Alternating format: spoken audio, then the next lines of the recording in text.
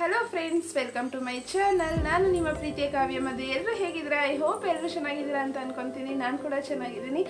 Friends, ಇವತ್ತಿನ ವಿಷಯ ಏನಪ್ಪ ಅಂತ ಅಂದರೆ, ರೇಷನ್ ಕಾರ್ಡ್ಗೆ ಯಾರೆಲ್ಲ ಹೊಸದಾಗಿ ಅಪ್ಲಿಕೇಶನ್ ಹಾಕಬೇಕು ಅಂತ ಕಾತುರದಿಂದ ಕಾಯ್ತಿದ್ದೀರೋ ಅವ್ರಿಗೆ ಒಂದೊಳ್ಳೆ ಗುಡ್ ನ್ಯೂಸ್ ಅಂತಲೇ ಹೇಳ್ಬೋದು.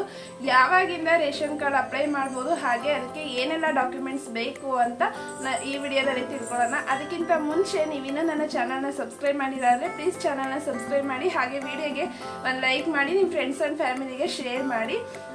ಹಾಗೆ ವಾಯ್ಸ್ ಸ್ವಲ್ಪ ಕಟ್ಟಿದೆ, ಸ್ವಲ್ಪ ಅಡ್ಜಸ್ಟ್ ಮಾಡ್ಕೊಳ್ಳಿ.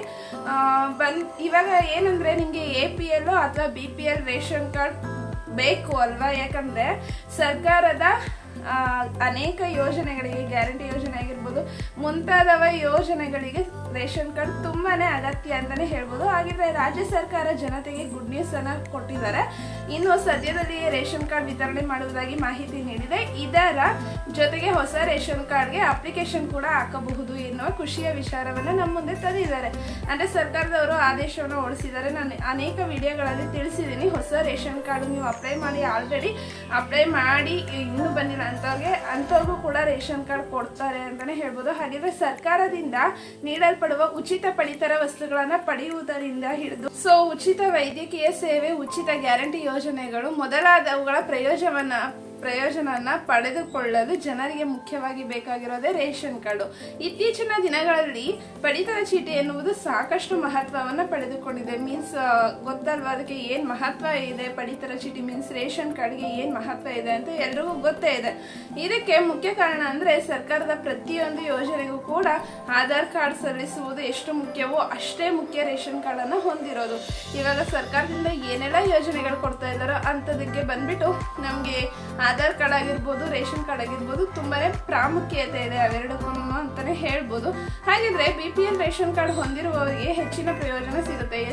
APL ಗಿಂತ BPL ಅಂದ್ರೆ ಬಿಲೋ ಪಾವರ್ಟಿ ಲೈನ್ ಅಂತ, ಅದು ಅಂತವರಿಗೆ ಬಂದ್ಬಿಟ್ಟು ತುಂಬಾನೇ ಪ್ರಾಮುಖ್ಯತೆ ಹಾಗೆ ಪ್ರಯೋಜನ ಇದೆ ಅಂತ ಕೂಡ ಹೇಳ್ಬೋದು. ಆದ್ರೆ ಕಳೆದ 2.5 ವರ್ಷಗಳಿಂದ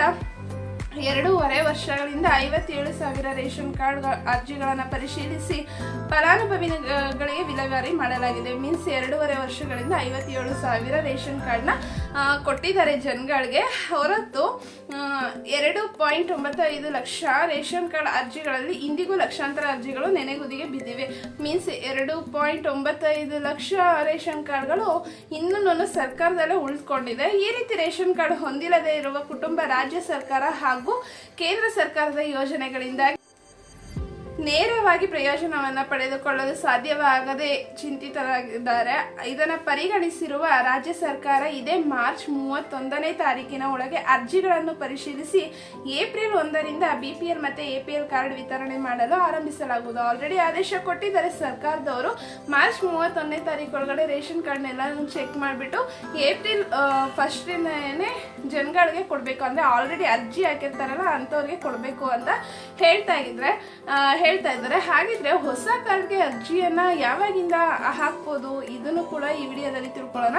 ಈಗಾಗಲೇ ಸುಮಾರು ರಾಜ್ಯದಲ್ಲಿ ಇತ್ತೀಚಿನ ದಿನಗಳಲ್ಲಿ 700ಕ್ಕೂ ಹೆಚ್ಚಿನ ಮೆಡಿಕಲ್ ಎಮರ್ಜೆನ್ಸಿ ಸಲುವಾಗಿ ರೇಷನ್ ಕಾರ್ಡ್ ವಿತರಣೆ ಮಾಡಲಾಗಿದೆ. ಅಂದ್ರೆ ವೈದ್ಯಕೀಯ ಸೇವೆಗೋಸ್ಕರ ರೇಷನ್ ಕಾರ್ಡ್ ಕೂಡ ಎಮರ್ಜೆನ್ಸಿ ಇದ್ದವ್ರಿಗೆ ಕೊಟ್ಟಿದ್ದಾರೆ. ಆದ್ರೆ ಇದರಿಂದ ಎಲ್ಲರೂ ಪ್ರಯೋಜನ ಪಡೆದುಕೊಳ್ಳಲು ಸಾಧ್ಯವಿಲ್ಲ. ಹಾಗಾಗಿ ಹೊಸ ಪಡಿತರ ಚೀಟಿ ವಿತರಣೆ ಮಾಡಲು ಹಾಗೂ ಹೊಸ ಅರ್ಜಿಗಳನ್ನ ಸ್ವೀಕರಿಸಲು ಸರ್ಕಾರ ಮುಂದಾಗಿದೆ. ಮೀನ್ಸ್ ಅದಕ್ಕೋಸ್ಕರ ಎಲ್ರಿಗೂ ಕ್ಲಿಯರ್ ಮಾಡಕ್ ಆಗ್ತಿಲ್ಲ, ಅದಕ್ಕೋಸ್ಕರ ಹೊಸ ಅರ್ಜಿನ ಮತ್ತೆ ಹಾಕ್ಬೇಕು. ಹಾಕಿದ್ರೆ ಅಂತವ್ರಿಗೆ ಕ್ಲಿಯರ್ ಮಾಡೋಣ ಅಂತ ಹೇಳ್ತಿದ್ದಾರೆ. ಹೊಸದಾಗಿ ಅಂದ್ರೆ ರೇಷನ್ ಕಾರ್ಡ್ ಅರ್ಜಿ ಸಲ್ಲಿಸಲು ಯಾರ್ಯಾರು ಅರ್ಹರು ಅಂದ್ರೆ, ಹೊಸದಾಗಿ ಮದುವೆಯಾಗಿ ಇನ್ನೊಂದು ಕುಟುಂಬವನ್ನು ಸೇರಿದ ನವದಂಪತಿಗಳು ಮದುವೆಯ ನಂತರ ಬೇರೆ ಮಾಡಿ ವಾಸಿಸ್ತಾ ಇರ್ತಾರಲ್ಲ ಅಂಥವ್ರಿಗೆ ರೇಷನ್ ಕಾರ್ಡ್ಗೆ ಅಪ್ಲಿಕೇಶನ್ ಹಾಕೋದಕ್ಕೆ ಅವಕಾಶವನ್ನ ಕೊಡ್ತಿದ್ದಾರೆ. ಈಗಾಗಲೇ ರೇಷನ್ ಕಾರ್ಡ್ನ ಹೊಂದಿರುವ ಕುಟುಂಬದಿಂದ ಉಳಿದು ಬೇರೆ ಮನೆಯಲ್ಲಿ ವಾಸ ಮಾಡುವವರು ಕೂಡ ಹೊಸ ಪಡಿತರ ಚೀಟಿಗಾಗಿ ಅರ್ಜಿಯನ್ನು ಸಲ್ಲಿಸಬಹುದು. ಇವಾಗ ಬೇರೆ ಮನೆಯಲ್ಲಿ ಇರ್ತಾರಲ್ಲ ಅವರು ಹೊಸ ರೇಷನ್ ಕಾರ್ಡ್ ಅಪ್ಲೈ ಮಾಡಬೇಕು ಅಂತಿರೋರು ಕೂಡ ಅಪ್ಲೈ ಮಾಡಬಹುದು. ಹಾಗಿದ್ರೆ ಈಗಾಗಲೇ ಸಲ್ಲಿಕೆ ಆಗಿರುವ ಅರ್ಜಿಗಳ ವಿತರಣೆ, ಹೊಸ ರೇಷನ್ ಕಾರ್ಡ್ ಪಡೆದುಕೊಳ್ಳಲು ಅರ್ಜಿ ಸ್ವೀಕಾರ ಇವುಗಳ ಜೊತೆಗೆ ಈಗಾಗಲೇ ಇರುವ ರೇಷನ್ ಕಾರ್ಡ್ನಲ್ಲಿ ಅಗತ್ಯ ಇರುವ ಬದಲಾವಣೆಗೆ ಕೂಡ ಸರ್ಕಾರ ಅವಕಾಶ ಮಾಡಿಕೊಡಲಿದೆ. ಈ ಮೂಲಕ ಬಂದ್ಬಿಟ್ಟು ತಿದ್ದುಪಡಿಗೂ ಕೂಡ ಆನ್ಲೈನ್ ಪೋರ್ಟಲ್ಗಳು ಇಡೀ ದಿನ ಕಾರ್ಯನಿರ್ವಹಿಸುವುದಿಲ್ಲ. ಇಂತಹ ಸಂದರ್ಭದಲ್ಲಿ ನೀವು ಹತ್ತಿರ ಸೇವಾ ಕೇಂದ್ರಕ್ಕೆ ಹೋಗಿ ಆನ್ಲೈನ್ ಪೋರ್ಟಲ್ ತೆಗೆದುಕೊಳ್ಳುವ ಸಮಯದಲ್ಲಿ ತಿದ್ದುಪಡಿಯನ್ನು ಮಾಡಿಸ್ಕೋಬಹುದು. ಹಾಗಿದ್ರೆ ಬಂದ್ಬಿಟ್ಟು ನಮಗೆ ಮಾರ್ಚ್ 31ರೊಳಗಡೆ ಎಲ್ಲ ಚೆಕ್ ಮಾಡಿ ರೇಷನ್ ಕಾರ್ಡ್ನ ಏಪ್ರಿಲಿಂದ ಕೊಡ್ತಾರಲ್ವ, ಅಂಥ ಸಮಯದಲ್ಲೇ ನಮಗೂ ಕೂಡ ಹೊಸ ಅರ್ಜಿನ ಮೀನ್ಸ್ ರೇಷನ್ ಕಾರ್ಡ್ ಇಲ್ಲದೆ ಇರೋರ್ಗೂ ಕೂಡ ಹೊಸ ಅರ್ಜಿನ ಸಲ್ಲಿಸೋದಕ್ಕೆ ಒಂದು ಕಾಲಾವಕಾಶವನ್ನು ಮಾಡಿಕೊಡ್ತಿದ್ದಾರೆ ಸರ್ಕಾರ.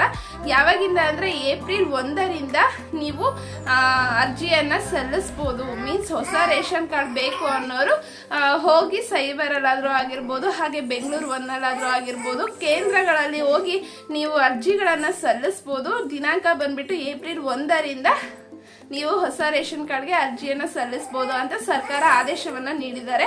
ಹಾಗಿದ್ರೆ ಇದಕ್ಕೆ ಏನ್ ಡಾಕ್ಯುಮೆಂಟ್ಸ್ ಬೇಕಪ್ಪ ಅಂತ ಅಂದ್ರೆ, ಮೊದಲನೇದಾಗಿ ಕುಟುಂಬದ ಮುಖ್ಯಸ್ಥರ ಆಧಾರ್ ಕಾರ್ಡು, ಹಾಗೆ ನೀವು ಯಾರ ಹೆಸರೆಲ್ಲ ಸೇರಿಸ್ಬೇಕು ಅಂತಿರ್ತೀರೋ ಅಂಥವ್ರದ್ದು ಕೂಡ ಆಧಾರ್ ಕಾರ್ಡು ಅಡ್ರೆಸ್ ಪ್ರೂಫಿಗೋಸ್ಕರ, ಹಾಗೆ ಬಂದ್ಬಿಟ್ಟು ಕ್ಯಾಸ್ಟ್ ಅಂಡ್ ಇನ್ಕಮ್ ಸರ್ಟಿಫಿಕೇಟ್ ಮನೆಯಲ್ಲಿ ಯಾರ್ದಾರು ಒಬ್ರದಾದ್ರೂ ನಡೆಯುತ್ತೆ.